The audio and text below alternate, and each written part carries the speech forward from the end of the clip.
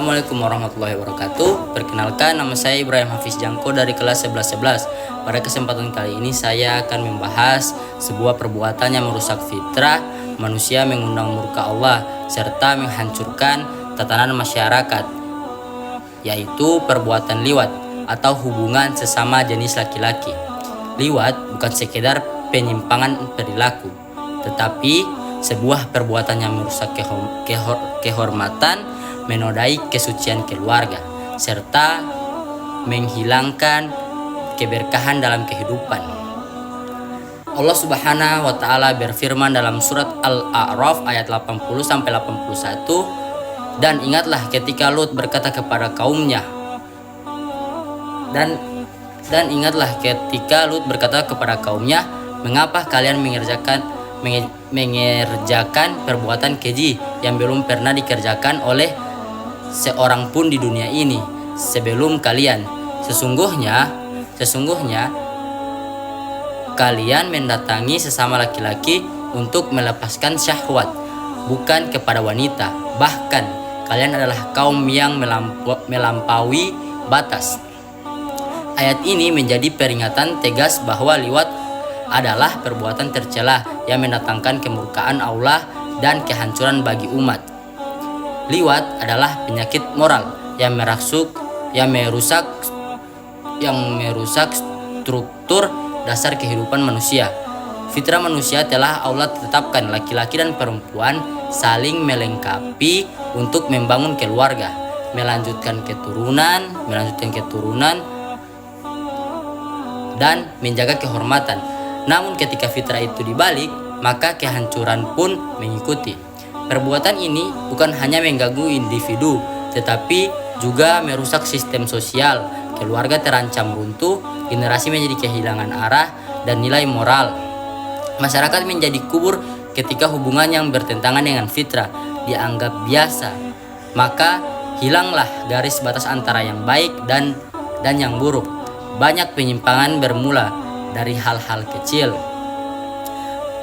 Misalnya rasa penasaran, mengikuti pergaulan yang salah, hingga terlalu mudah terpengaruh budaya yang menyimpang.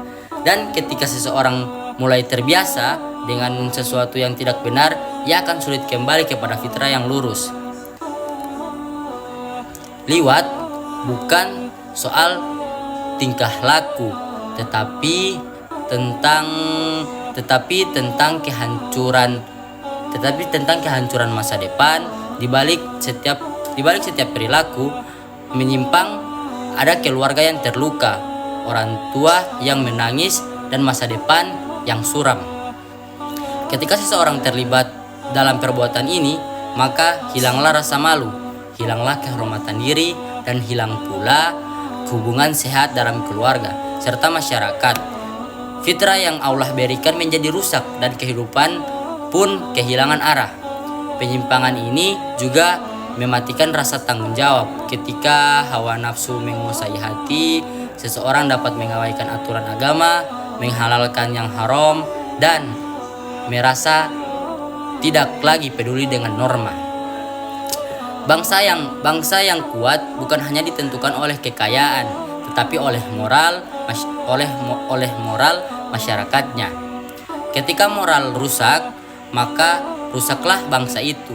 Meskipun ia tampak makmur dari luar, dalam Islam perbuatan liwat adalah dosa besar yang mengundang murka Allah Subhanahu wa taala.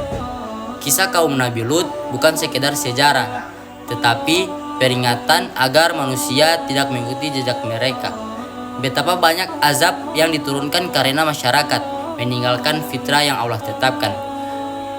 Rezeki yang halal dan kehidupan yang berkah hanya akan hadir ketika manusia menjaga diri dari perbuatan yang melampaui batas.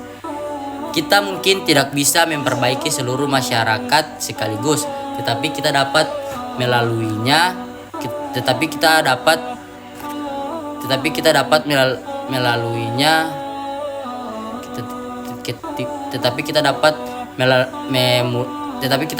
memulainya dari diri sendiri dengan menjaga pandangan, memperbaiki pergaulan, menguatkan iman dan menjauhi segala untuk penyimpangan moral. Perubahan besar selalu dimulai dari hati yang bersih dan keyakinan yang kuat kepada aturan Allah Subhanahu wa taala.